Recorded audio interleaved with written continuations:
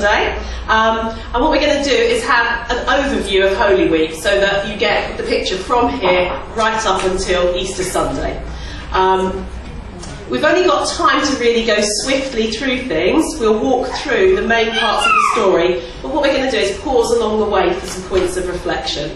We're going to start with a slightly silly video about Palm Sunday.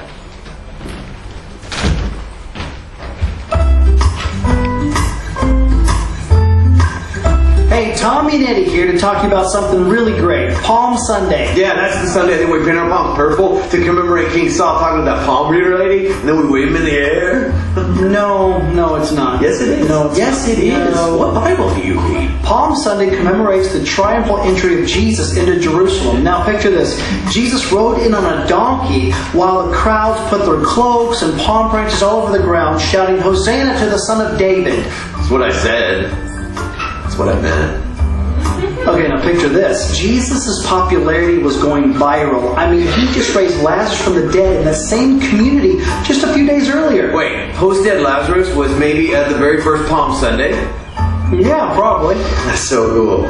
I bet if he was there, he was probably like, "And you're a thriller, Jesus. You raised me from the dead when you said, get up, get up, get up, ooh."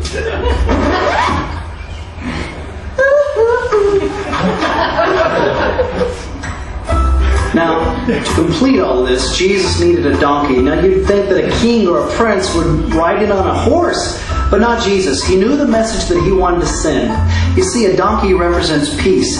Anybody riding a donkey represented peaceful intentions. Yeah, it says right here in Matthew 21, it says that Jesus sent 2 of his disciples to get him a donkey. I wonder which 2 he sent. Maybe Thomas. I doubt it. I bet he sent Andrew. Andrew would totally do that. And probably Tony. I bet he sent Andrew and Tony. Tony's not a disciple. Oh, sorry. Tony is. Still not a disciple. What translation of the Bible do you read?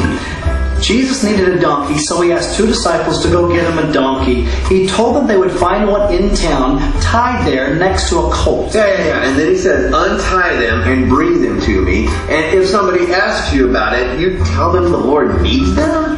Jeez. Yeah, what? Well, Jesus told his disciples to go steal a donkey for him.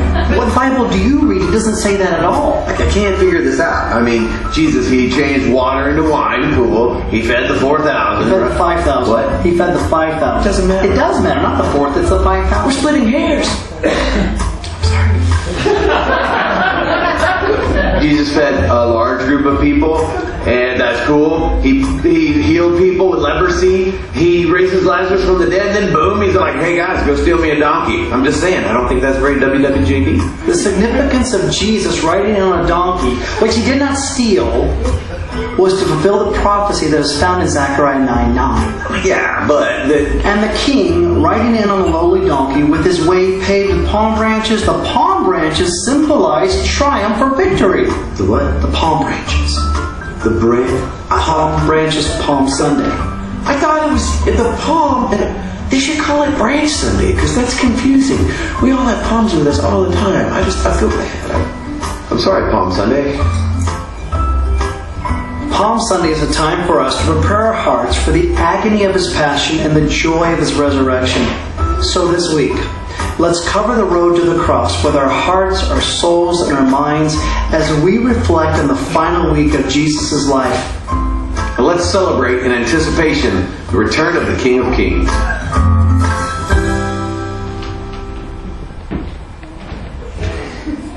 So this is where we are today. We're at Palm Sunday when Jesus is at the height of his local popularity. People are waving their cloaks and their palm branches in front of Jesus. They're laying them down in front of him. Jesus is riding in on a donkey into Jerusalem, and the shouts of Hosanna are ringing. But later in the week, as Tony said earlier, those same crowds are going to be shouting for Jesus' crucifixion. The next day after Palm Sunday that we tend to celebrate in the Christian church is Maundy Thursday, or Holy Thursday. And we're going to come to the part of the story now known as the Last Supper. Here I'm going to ask you to use your imaginations. And for a short while, we're going to become Peter, one of Jesus' disciples. We're not going to just hear the words, but we're going to try and imagine the light, the sounds, the smells, the scenery. So I'm just going to ask you if you could get comfy, close your eyes, and have a think about the words we're going to say. The room is getting dark. The lamps are lit, casting flickering shadows over the walls. The air is mild, not hot, not cold, just mild. It smells of lamb and herbs, with the pungent aroma of the herbs overshadowing even the lamb. Bitterness, slavery.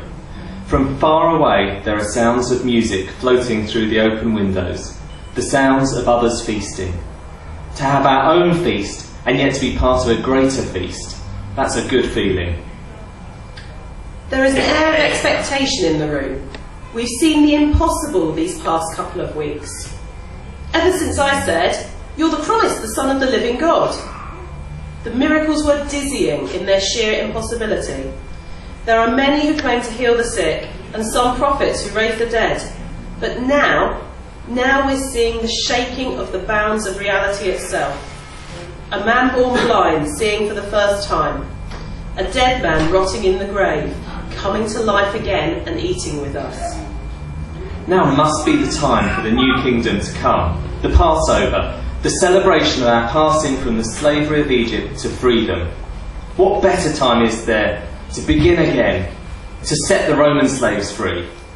A totally new political state will appear on the map, one of freedom and love, the state our people have waited for so long. A king like David, only better. A good ruler like David, but this time the Son of God. Our Christ will take the throne, throw out the Romans, and all will be well.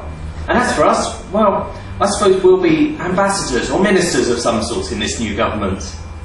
Despite all this headiness, all this excitement, I feel a little tired too. We queued all afternoon to get our lamb slain by the priests. There are lots of lambs to sacrifice in a city this size, and John and I took a few hours to roast it afterwards. But now it's on the table, and everything's ready. The lamb, the herbs, the unleavened bread, the couches to recline on. We sit at the meal, and Jesus takes his place in the centre, and we begin to eat. I wonder if my expectation is contagious. Is there something in the air? I'm not the only one talking of thrones and a new political world order. What are we going to change first? We're setting up a new government, so who's going to get the best job? Jesus stops abruptly and puts down his cup of wine. Suddenly he gets up from the table and strips off his outer clothing. He takes a soft woolen towel from a hook and wraps it around his waist. Then he grabs a basin and the water jug from near the door. His actions are slow, deliberate, thoughtful. He goes to where Andrew is sitting first, at the end of the table, and begins to wash his feet. What on earth is going on? Foot washing is a normal thing in our culture, but it's usually done by the servant, if there is one, or by one of us. We're dusty, our feet are powdered with the grey and white sand blown in from the desert, and they're sticky with sweat. Yet our Christ shouldn't do it. He's our guest of honour, the new Messiah. Kings do not wash their own feet, let alone someone else's. How do I feel? Shocked and a little sick, like something is not quite going according to plan. For a minute or two I can only watch, open-mouthed, disgusted almost. Now he's washing Philip's feet. I watch the way Jesus touches his feet, tenderly. It reminds me of my mother, and the way she would bathe the baby. It's not the way a slave washes a foot, quickly, mechanically, with professional efficiency. This is something altogether more tender. And then he reaches me. And I know I have to say something. Master, are you going to wash my feet? He looks up at me and stares into my eyes as if looking into my very soul. You do not realise now what I'm doing, but later you will understand. This is too much. I stand up and move away from the bowl. No, I say, you shall never wash my feet. But Jesus answers softly, unless I wash you, you can have no part with me. Hard words. They sting me like a slap in the face. because I want to be part of this so badly. We've been through such a journey together, and I want to be there at its climax. I care about him so much, and if this is the price that I have to pay to be part of it, then so be it. And I say, not just my feet, but my hands and my head as well. Jesus says, a person who has had a bath needs only to wash his feet. His body is clean. And you are clean, though not every one of you. I understood the first part, at least. I don't understand the second part of what he's saying, though. His voice has become hard and slightly choked. There's something going on, some subtext between him and someone else in the room that I don't understand. The moment passes, though, and Jesus places my feet in the water. His touch feels strange. Somehow I sense the power in his fingers. I know that he can raise the dead, and yet he is kneeling before me. The world sways slightly. This feels a little unreal. Then he dries my feet, and there is somehow a finality in the drying, like the end of an era. He finishes washing the others, and then he puts his clothes back on and returns to his place at the table, as if nothing out of the ordinary has happened. Do you understand what I've done for you? He asks, looking at each of us in turn. You call me teacher and Lord, and rightly so, for that is what I am. Now that I, your Lord and teacher, have washed your feet, you should also wash one another's feet. I have set you an example that you should do as I have done for you. I tell you the truth. No servant is greater than his master, nor is a messenger greater than the one who sent him. Now that you know these things, you'll be blessed if you do them. And that was it. Suddenly I understood, like lightning piercing my soul. We rule by serving. That is our way, not the way of politicians or the generals of great armies who crush those under them. We do what needs to be done, whether it be cleaning feet or kissing lepers, walking miles or singing psalms. We rule by serving.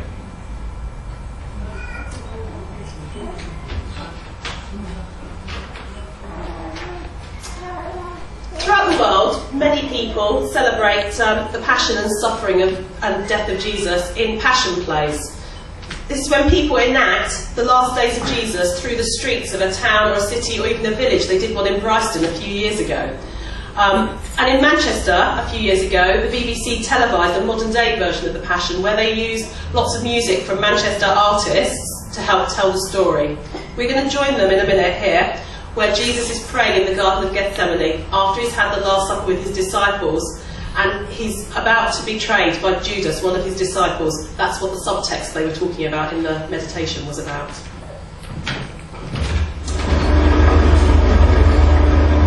Father, take this cup of suffering away from me. But if this is really what you want, then let your will, not mine, be done. Wake up! Come on, Lord, wake up!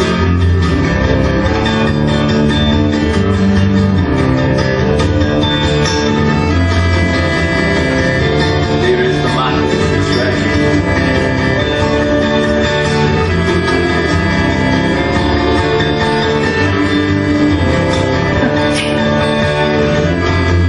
Greetings, Master.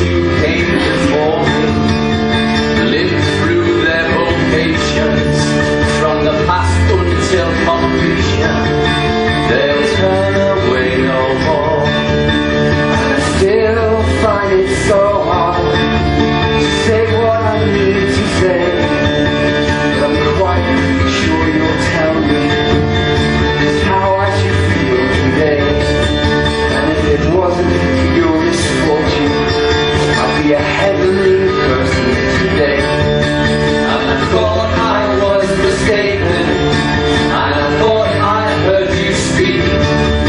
Tell me, how do I feel? Tell me now, how should I feel? Tell me, how does it feel when your heart grows cold, grows cold, grows cold?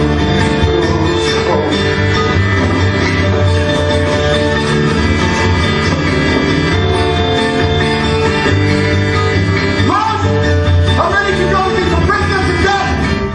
I tell you, Peter, by dawn you will have denied 3 times that you ever knew me. You were with him! You're one of his followers! I don't know what he's talking about.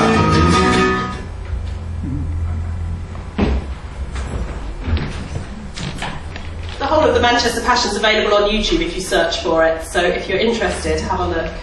So Jesus was arrested. He was betrayed by Judas, his disciples, and his other disciples, while they were supposed to be keeping watch, were just falling asleep. And then Jesus is tried, and it's unfair, it's illegal, it's mob rule, it's cruel. He's convicted and sentenced to be crucified. He's flogged and beaten. And in this state, the exhausted, brutalised, ridiculed Jesus is made to walk to his place of execution, dragging along his cross. The burden of the cross is so heavy that tradition says Jesus fell 3 times under the weight of it, and then they forced a Libyan, Simon of Cyrene, to carry it for him. Jesus is then crucified between 2 criminals. He has his hands and feet nailed to the cross, and he gradually, in excruciating pain, suffocates to death. Mark 15, the death of Jesus. At noon, darkness came over the whole land until 3 in the afternoon. And at 3 in the afternoon, Jesus cried out in a loud voice, Eloi, Eloi, lema sabachthani, which means, my God, why have you forsaken me? With a loud cry, Jesus breathed his last. The cry of my God, why have you forsaken me is a lament from the Psalms. And many people through history have speculated about the exact meaning of this. Personally, I feel that somewhat perversely it means that God is there. At those times that we feel abandoned and alone and like there is no hope. Because Jesus has been there. Jesus has experienced that feeling, and because of that, we are not alone in it.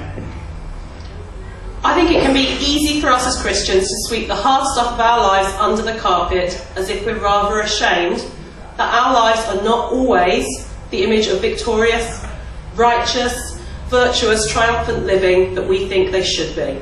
Whether through our own failings or just through circumstances. But our lives can be hard. I like the fact that Tony brought a rock. Part of the things I thought about doing and didn't was to bring a rock for everybody to feel the weight of heaviness that we sometimes feel in our lives, and to think about the fact that Jesus felt that weight of heaviness of the cross as he dragged it through to his death. We have those weights sometimes in our lives, but we're not alone. So our lives can be hard and heavy and full of failures and disappointments. We're sometimes at the end of our tether. We're sometimes depressed. We're sometimes just horrible. And sometimes we have horrible things happen to us. Sometimes through our own fault, and sometimes just through circumstances. And sometimes we feel forsaken by God. But Jesus did too. And so did the writers of the Psalms. He felt the entirety of human pain and desolation at that point in time, and he really understands how we can feel sometimes. And then we get to the point where it's over. Joseph and Nicodemus, 2 of his followers, do what they can now Jesus is dead. They give him a tomb, they prepare his body for burial. And in a last act of love for the teacher that they have cherished, they do that small thing. And Jesus' followers and his friends and his family must have felt like this was now the end of absolutely everything. But we are lucky, because we know it's not the end. We know that the story doesn't end there. We know that there is hope. We know it wasn't the end, but instead a demonstration of the most abundant outpouring of love there has ever been. As we move towards communion now, I'm going to get Martin to hand out some palm crosses. I gave some out last year as well. Yeah. Like this. Okay, they're traditionally given out in some churches on Palm Sunday. They're made from a single palm leaf. And I thought that as today we're celebrating both Palm Sunday and the progression through Holy Week, journeying towards the cross, they would be an appropriate physical reminder for you to take home and reflect on. Jesus, by dying on the cross, was an example of the kind of self-giving love that we need to live by if we are going to truly be his followers. The greatest act of love is to lay down your life. And that's what he did. That was a perfect example of love. So if we take the cross home with us as a physical reminder of two things: Jesus' love for us and our aim to be his disciples in love. I'm going to hand over to Sally.